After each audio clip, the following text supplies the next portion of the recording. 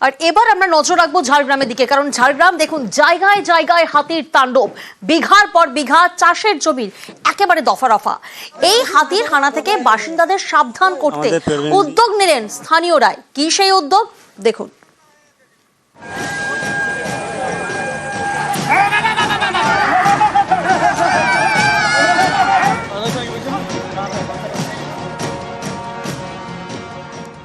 গাছের উপর তৈরি করা হয়েছে মাচা, সেই মাচার উপর ছাউনি।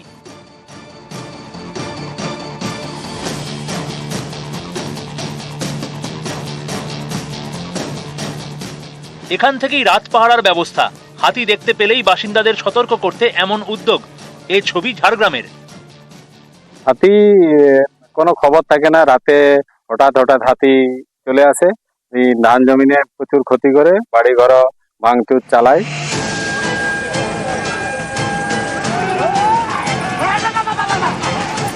জঙ্গল থেকে লোকালয়ে ঢুকে পড়ছে হাতির দল, লন্ডভন্ড করছে চাষের জমি। অভিযোগ, ক্ষতিগ্রস্ত হচ্ছে বাড়ি। তাই সতর্ক ঝাড়গ্রাম শহর থেকে কিছুটা দূরেই জঙ্গলে ঘেরা গ্রাম শিরশির বাসিন্দারা। নিজেরাই রাত পাহারার সিদ্ধান্ত নিয়েছেন। গাছের উপর থেকে নজরদারির ব্যবস্থা করা হয়েছে। এই গাছের মধ্যে নজরদারি চালানো হয় হাতির জন্য। প্রাণের ঝুঁকি হলেও কিছু করার নেই আমাদের, কি করবো বলুন। রাত্রে গাছের যে মাচাটা বানানো আছে, বাড়ির মতন করা আছে, সেটাতে রাত্রে ঘুমিয়ে থাকা হয়। দুজন জেগে থাকা হয়, দুজন ঘুমানো হচ্ছে, দুজন জেগে থাকছে। এবার হাতি খবর পেলে সেখানে নিজের খরচ দিয়ে মশালের ব্যবস্থা করা আছে, সেগুলো দিয়ে তাড়ানো হয়। ঝাড়গ্রামের গোপীবল্লভপুর 2 নম্বর ব্লক। এখানকার পেটবিন্ধি এবং মালাই এলাকায় ঢুকে পড়ে প্রায় 60টি হাতি। রবিবার ভোর পর্যন্ত দাপিয়ে বেড়ায়। এতে ক্ষতিগ্রস্ত বিঘার পর বিঘা ধান এবং সবজি চাষের জমি। কৃষকদের মাথায় হাত। ঝাড়গ্রামের সাঁকরাইলেও তাণ্ডব চালায় হাতির দল।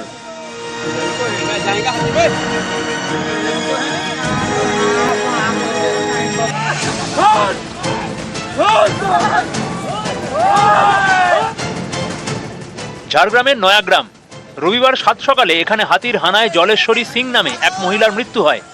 নয়াগ্রাম থেকে সুবর্ণরেখা পেরিয়ে প্রায় 25টি হাতি ঢুকে পড়ে গোপীবল্লভপুর 2 নম্বর ব্লকে।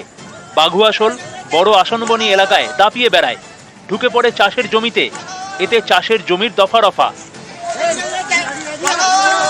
ঝাড়গ্রাম থেকে রাজু সিং, নিউজ 18 বাংলা। একেবারে নাভিশ্বাস পরিস্থিতি আমাদের সকলেরই। জেলায় জেলায় ঘাম, চৈত্রে একেবারে চাঁদি ফাটা গরম। আর এই গরম থেকে এখনই কিন্তু রেহাই নেই, স্বস্তি নেই। 4 এপ্রিল পর্যন্ত রাজ্যে বৃষ্টির কোনো সম্ভাবনা নেই। তবে সোমবার থেকে সামান্য কমতে পারে গরম, এমনটাই জানাচ্ছে আবহাওয়া দফতর।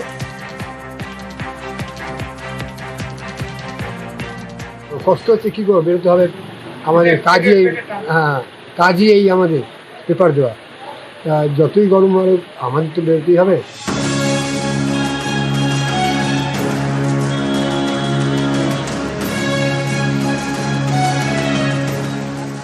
এখনই গরম থেকে রেহাই নেই।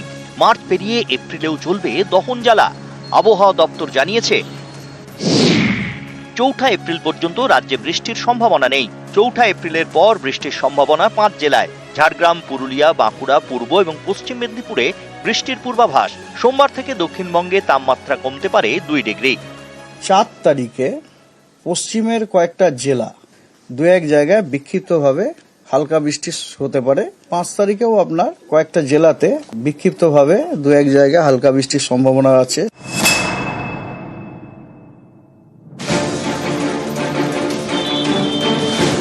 বাঁকুড়ার মাথায় চাদর, তবে ঠান্ডা থেকে বাঁচতে নয়, গরম থেকে বাঁচতে।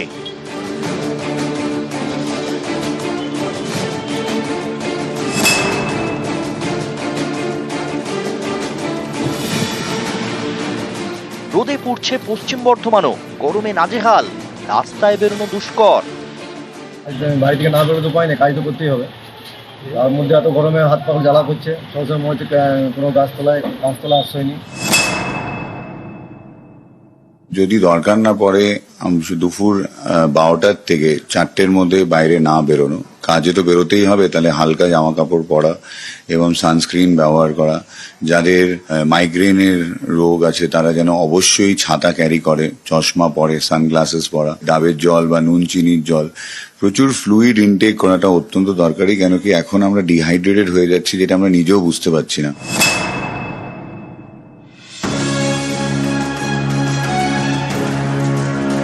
কলকাতা থেকে জেলা, গরমে হাঁসফাঁস করছে পশু পাখিও। পুরুলিয়ার সুরুলিয়া চিড়িয়াখানা, এখানেও রোদে নাজেহাল পশু পাখিরা।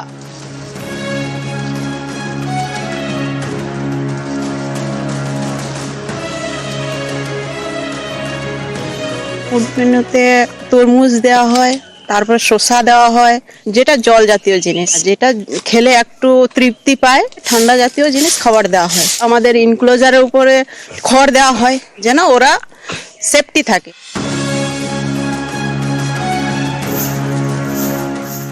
নিউজ 18 বাংলা।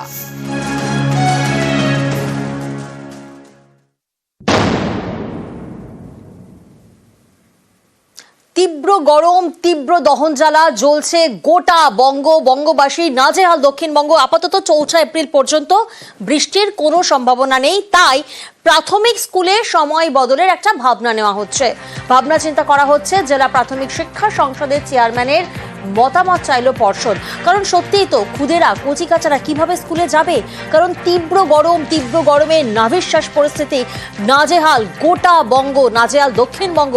আর এরকম একটা পরিস্থিতিতে প্রাথমিক স্কুলে সময় বদলের একটা চিন্তা ভাবনা করা হচ্ছে। জেলা প্রাথমিক শিক্ষা সংসদের চেয়ারম্যানদের মতামত চাইল পর্ষদ।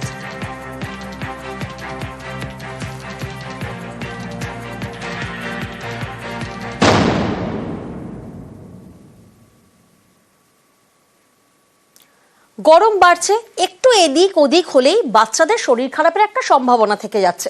গরমে শিশুর যত্ন নিয়ে বিশেষজ্ঞ চিকিৎসকের পরামর্শ শুনুন। একটা বাচ্চার কিন্তু শরীরে জলের রিজার্ভটা আমাদের বড়দের তুলনায় যদি আমি প্রপোর্শনালি দেখি সেটা একটু কম। ঘেমে খুব তাড়াতাড়ি তাদের জল শুকিয়ে যেতে পারে। তাহলে শুধু জল বলে নয়, পারলে একটু ওআরএস এর জল, নুন চিনির যে জল, সেটা কিন্তু সেক্ষেত্রে মনে রাখতে হবে নুনের মাত্রা অতিরিক্ত হওয়া কিন্তু ভালো নয়। একদম সকাল অথবা একদম বিকাল যদি বাচ্চাকে বার করতেই হয়, এই দুটো টাইমে বার করবো। ঘরের মধ্যে থেকেও কিন্তু সে হিট ওয়েভে এফেক্টেড হতে পারে। বাচ্চাকে আপনি এসিতে রাখতে পারেন, কিন্তু সেটা সলিউশন নয়। তার বদলে সারাদিনে একাধিকবার গা মুছিয়ে দিচ্ছেন, স্নান করলেও আপত্তি নেই। জামা কাপড় হওয়া উচিত লাইট কালার্স, এবং অবশ্যই পিওর কটন। রসালো যে খাবার দাবার গুলো, যে ফল সিজনাল ফ্রুটস, সেটা যেন ঠিক মতো খেতে পারে। গ্রিন ভেজিটেবলস যেগুলো বলে, সেগুলো যেন খাদ্যাভ্যাসের মধ্যে থাকে। যদি স্কুলে যাচ্ছি, প্রচুর জল এবং প্রচুর হাওয়া, এটা যদি ঠিকঠাক রাখা যায় তাহলে একটু বেটার। যদি কোনো কারণে গরমে বেশি কষ্ট হচ্ছে, তাহলে একটা ভিজা কাপড় রাখুন। সেই ভিজা কাপড়ে নাক মুখটা অন্তত জড়িয়ে রাখা যায়, এবং কন্টিনিউয়াসলি বারবার সেই কাপড়টাকে ভিজিয়ে নেওয়া, যাতে শরীরটা ঠান্ডা থাকে। আর যাদের বাড়িতে সদ্যজাত সন্তান রয়েছে তারাও নিশ্চয়ই ভাবছেন যে কি করা যাবে, তাই গরমে সদ্যজাত যত্ন নিয়ে বিশেষজ্ঞ চিকিৎসকের পরামর্শ শুনুন। একদম যে ছোট বাচ্চা, তাদের হিট রেগুলেটরি সেন্টার বা থার্মো রেগুলেটরি সেন্টার সেটা খুব ভালো ডেভেলপ নয়। তাদেরকে ঠিক রাখার উপায় হচ্ছে হাতের তালু, পায়ের তালু আর পেট, 3টে জায়গা জাস্ট ওয়ার্ম, তাহলে বাচ্চা ঠিক আছে।